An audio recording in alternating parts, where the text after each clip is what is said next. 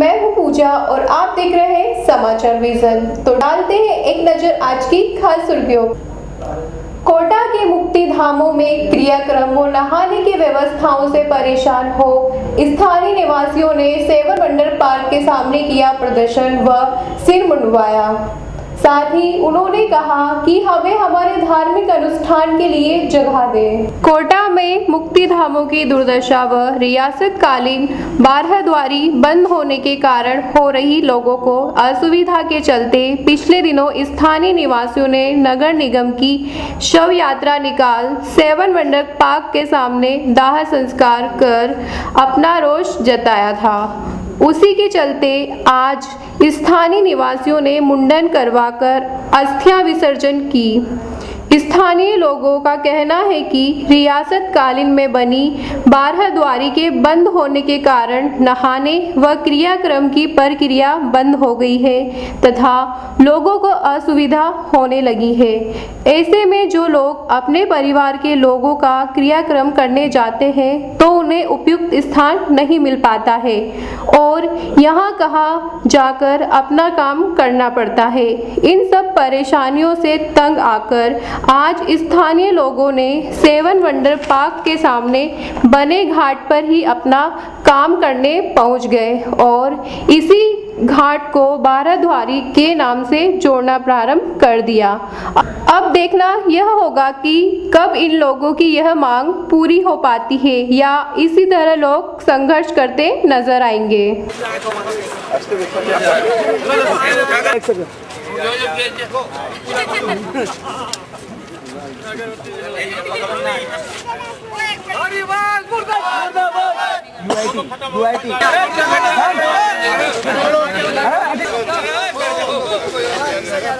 आगे जाओ।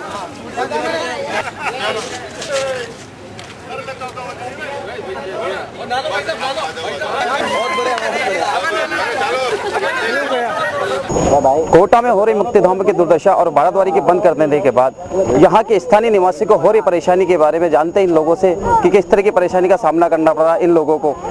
एक तो पूरा इतना बड़ा एरिया है जो उसके अंदर कम 40-50 हज़ार आदमी है, 2-3 वार्ड है। उसके बाद में हमारे क्या दिक्कत ये है कि अभी कोई मर जाता है नहाने धोने की व्यवस्था लेडीज वगैरह कहाँ जाएगी, आदमी तो कहीं भी ना लेगा कहीं भी जाएगा, तो व्यवस्था ही है। हमारे साथ और भी लोग हैं, हम जानते हैं किस तरह की परेशानी है। भाई साहब आप बताइए किस तरह की परेशानी का सामना करना पड़ा आप लोग? परेशानी नहाने धोने के जो बाहर के आते हैं फिर नहाने की व्यवस्था हमारे बिल्कुल भी नहीं है। लेडीज के दिन के 9 दिन के नहाने के लिए भी कोई व्यवस्था नहीं, 12 दिन का कार्यक्रम करने के लिए कोई व्यवस्था नहीं। इसलिए यहाँ जो अजूबा बनाया गया है तो घाट है तो इसको चालू करा जाए, यानी तो कहीं वो उठे हमको जगह दी जाए। पुराना जो बर्जन घाट हुआ करता था उसमें किस तरीके की सुविधा थी और यहाँ सब सुविधा थी। 12 दिन तक पूरा कार्यक्रम वहाँ हुआ करता था। 12 दिन अब क्या अब कुछ भी कार्यक्रम नहीं होता है, कहीं कोई कहाँ करता कोई वहाँ जाते हैं बगा जाते हैं, कोई यहाँ करना वहाँ करना, जाओ यहाँ से भाग जाओ। ये बात हमारे साथ एक और दर्शक जुड़े हुए, हम देखना चाहते हैं किस तरह की परेशानी है आप लोग इन लोगों को, क्या आप देखना चाहते हैं? पूरे हिंदू धर्म में 12 रीति रिवाज होते हैं, उसी के अंतर्गत हम जो कोई भी डेथ हो जाती है उसके अंदर 12 दिन की क्रिया करते हैं। तो तीसरे के बाद जो भी क्रिया होती है वो एक विशेष स्थान पर होती है जो नदी के किनारे बना होता है। लेकिन माननीय धारीवाल साहब ने जो पिछले पूर्व में शायद शासन मंत्री थे, उनकी जाति की वजह से बारहद्वारी को बंद करा दिया गया। लेकिन अब हिंदू समाज के आदमी सभी आक्रोशित हैं। कई स्थान तो मिले, 50,000 की जनसंख्या है हमारे क्षेत्र की, उसके लिए कोई स्थान ही निश्चित नहीं किया उन्होंने। आज बड़ी समस्या आ रही है, कोई किसी के परिवार में किसी व्यक्ति की डेथ हो जाती है तो वो उसके परिवार वालों को, उसकी महिलाओं को नहलाने के लिए व्यवस्था नहीं कर पाता। टैंकर मंगाने पड़ते हैं, टेंट लगाना पड़ता है, घर के पास किसी कोई किराए की जगह होती है तो किराए की जगह करनी पड़ती है। क्या सरकार इस बात को सोचेगी कि हम किसके लिए काम कर रहे हैं? जी देखिए, जिस तरह से इन लोगों ने बताया कि लोगों को काफ़ी परेशानी है। रियासतकालीन से बना हुआ एक किशोर सागर तालाब है जहाँ राजा महाराजाओं के टाइम पे यहाँ पर स्नान हुआ करता था। अब यहाँ पर ये कंडीशन हो गई है कि यहाँ जो लोग हैं उनको नहाने के लिए व्यवस्था नहीं हो पाती है। देखते हैं कब तक इन लोगों को इस तरह की सुविधा से मिल पाएगा कि कब तक ये लोग यहाँ पर ये जो घाट बनाया गया है यहाँ स्नान कर पाएंगे। कैमरामैन तेजवीर के साथ मैं धर्मेंद्र सिंह, समाचार विजन, कोटा। ये रियासतकालीन बारहद्वारी हुआ करती थी, इसमें पूरे कोटा शहर के लोग नई और क्रियाक्रम और नहान का कार्यक्रम, इसके अलावा अन्य धार्मिक कार्यक्रम वहाँ पर किया करते थे। वहाँ से लोगों की भावना जुड़ी हुई थी। ये माना जाता है कि तट के किनारे सरोवर एक पुराना स्थान है। लेकिन गत वर्षों में कांग्रेस सरकार के शासनकाल में धारीवाल जी और यूआईटी ने मिलकर के इस बाराद्वारी घाट को बंद कर दिया और यहाँ पर पर्यटक स्थल के रूप में इसको विकसित किया। यहाँ पर बोटिंग की जाती है, टिकट काटे जाते हैं और वहाँ पर नहाने के लिए बिल्कुल मनाही कर दी गई। इस वजह से कोटड़ी, गोवर्धनपुरा, रामचंद्रपुरा, छावनी, बल्लभबाड़ी, भजननगर, नयापुरा, रामपुरा सभी क्षेत्र के लोगों को टीए के क्रियाक्रम और नहाने के लिए परेशानी आती है। पहले ये आयोजन करने का मकसद ये रहा है कि या तो हमारे लिए नई बाराद्वारी जैसा एक स्थान बनाया जहाँ पर महिलाएं और पुरुषों के लिए अलग स्थान घाट हो और क्रियाक्रम के लिए पर्याप्त स्थान हो। जब तक यूआईटी हमारी इस मांग को पूरी नहीं करती है तब तक हम यहाँ पर नहाने की अनुमति चाहते हैं। यह अनूठा प्रदर्शन इसलिए रहा है कि हमने 28 से 29 तारीख को नगर निगम कोटा का मुक्तिधामों की दुर्दशा को लेकर के शव यात्रा निकाल करके उसका प्रदर्शन किया था। उसका नतीजा यह रहा कि वर्तमान सरकार के सभी विधायकों ने अपने विधायक कोष से सभी मुक्तिधामों की विकास के लिए बजट की घोषणा की है। साथ ही अन्य संगठन और समाज सेवी संस्थाएं भी इसमें आई है। इससे सभी मुक्तिधामों का विकास होने की आशा है। और आज ये प्रदर्शन अनूठा इसलिए है कि हमने आज उस जो शव यात्रा थी उसका क्रियाक्रम करके यहाँ पर प्रदर्शन किया है कि उसकी आत्मा कहीं भटके नहीं और आगे से वह उसकी आत्मा को शांति मिले और नगर निगम को सद्बुद्धि मिले कि सौंदर्यकरण और कॉस्मेटिक सर्जरी के लिए साथ साथ जनता की भावनाओं और धार्मिक भावनाओं से जुड़े हुए कामों पर भी वह ध्यान दें। कहीं भी निकलते हैं तो हमें नहाने से बहुत परेशानी आती है क्योंकि महिलाओं के लिए अलग सुविधा होना चाहिए। अभी बाराद्वारी तो बंद हो गई है तो महिलाओं के लिए कहीं होना चाहिए। नल भी नहीं आते, नलों पे भी जाते हैं तो थोड़ा थोड़ा छींटा लगा कर आना पड़ता है। हम महिलाओं को बहुत समस्या है और हमारे लिए नहाने की ना जगह मिल जाए तो हमें बहुत अच्छा है ताकि महिलाओं के लिए अलग सुविधा हो जाए। बाराद्वारी घाट बनने से अब तक जिस तरह से आप लोग जो भी घाट में अनुष्ठान होते थे किस तरह की कमी आई है? वहाँ पे महिलाएं जाती हैं, पुरुष जाते हैं तो उनको परेशानी होती है, इधर उधर भटकते हैं नहाने धोने के लिए। तो उनके लिए जगह होना चाहिए ताकि हम कहीं भटके नहीं, हमारे लिए एक जगह घाट हो जाए, हमको यहाँ सुविधा मिल जाए। हमने बहुत अच्छी जगह है ये बहुत तरह की परेशानी है। हम जैसे कोई शांत हो जाता कर जाता है तो नहाने के लिए जाते हैं तो हमारे को कहीं नहाने की जगह ही नहीं है, सब जगह रुक गई है हमारे लिए। अब कहाँ जाएं? इसलिए हम नल पे जाते हैं तो नल पे भी पानी नहीं आता, तुर पानी आता है तो वहाँ भी छींटे मार मार के सारा वेस्ट हो गया। कहाँ जाए? नहाने के लिए कोई जगह ही नहीं है। इसलिए हमारे को कोई यह जगह दी जाए ताकि हमारा कोई ऐसा काम हो तो हम यहाँ आके नहा सकते हैं। वसुंधरा राजे का पहला तुगलकी फरमान, नहीं मिलेगी आंगनबाड़ी के बच्चों को 2 जोड़ी यूनिफॉर्म।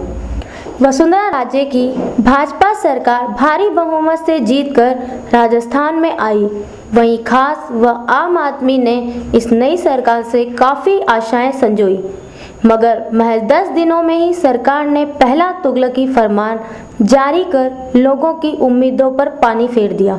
मुख्यमंत्री वसुंधरा राजे ने पूर्व सरकार के पूर्व मंत्री अशोक गहलोत आंगनबाड़ी केंद्रों पर 2 जोड़ी यूनिफॉर्म हर साल निःशुल्क वितरित करने का फरमान जारी किया था।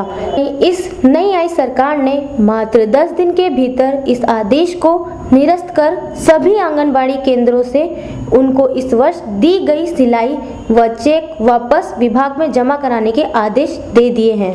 मेन इनका ये थीम है कि कच्ची बस्ती के जो लोग हैं उनको जो सरकार प्रॉफिट देना चाहती है तो उस पर है कंसंट्रेशन, तो उन बच्चों को मिलना चाहिए। जैसे कि स्कूल में है यूनिफॉर्म मिल रहा है, पोशाक मिल रहा है, तो फिर आंगनबाड़ी भी तो सरकार द्वारा एक बहुत इम्पोर्टेंट योजना है। इतना बड़ा डिपार्टमेंट है महिला एवं बाल विकास विभाग, तो वहाँ पे भी यूनिफॉर्म होनी चाहिए। बच्चों को एक पहचान होनी चाहिए कि आंगनबाड़ी का बच्चा, जब वहाँ पे आंगनबाड़ी पे काम करने वाली महिला के लिए सरकार यूनिफॉर्म डिसाइड कर सकती है तो बच्चों के लिए क्यों नहीं आना चाहिए। शायद हो सकता है ये गवर्नमेंट जल्दी करे क्योंकि अभी तो कुछ कारणवश इस पे जो बैन लग गया था, तो देखते हैं क्या होता है।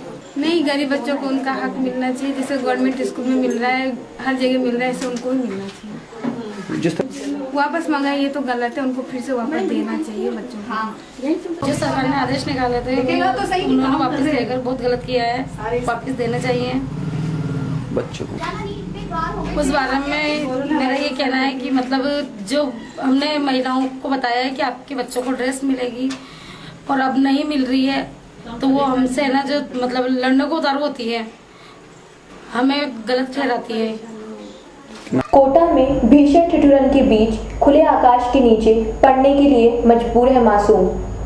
आखिर कब मिल पाएगी इन विद्यार्थियों को छत? ये सरकार की अनदेखी है या फिर कुछ और?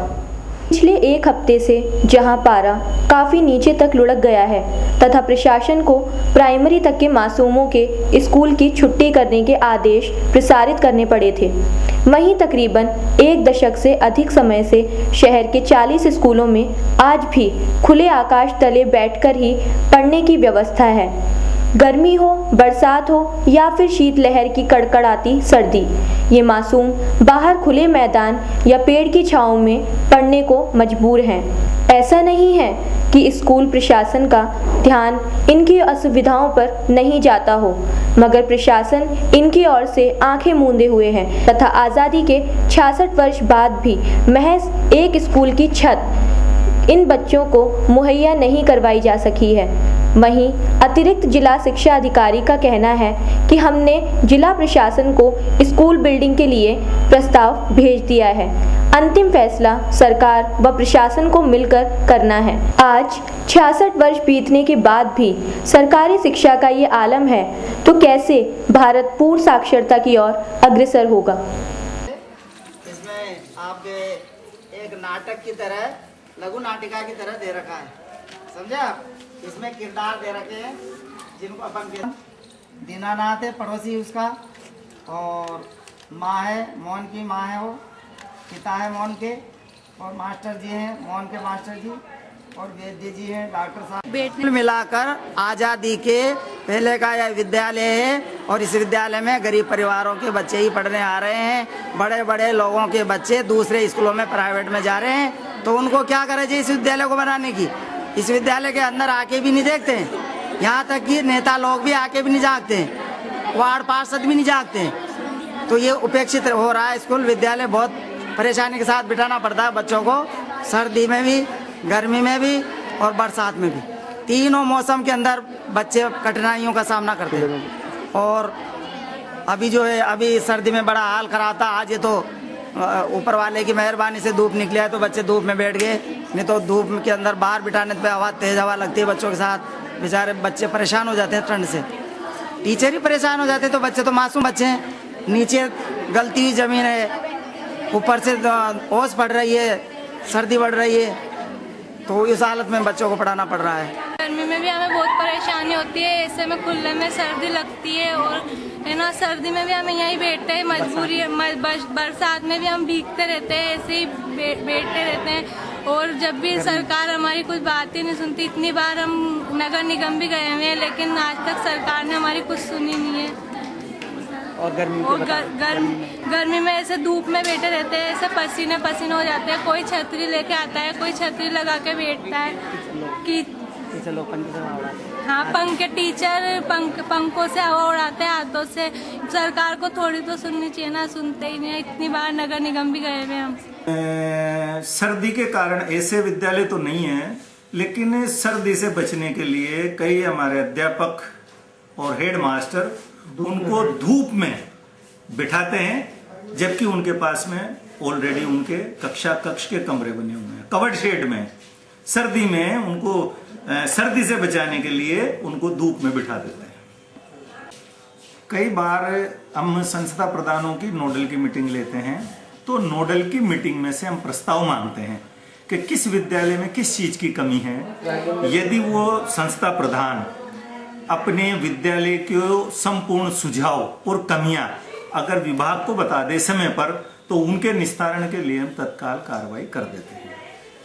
इसीलिए हमने 16 नोडल बनाए हैं और हर महीने में हम 2 बार नोडलों की मीटिंग लेते हैं कि अपने स्कूल से संबंधित जितनी भी समस्याएं हैं वो यहाँ पे जिला के विभाग के अध्यक्ष को रखें, ताकि उनका तत्काल हम कार्रवाई करके और उनको लाभ पहुंचाएं। सर क्या कहीं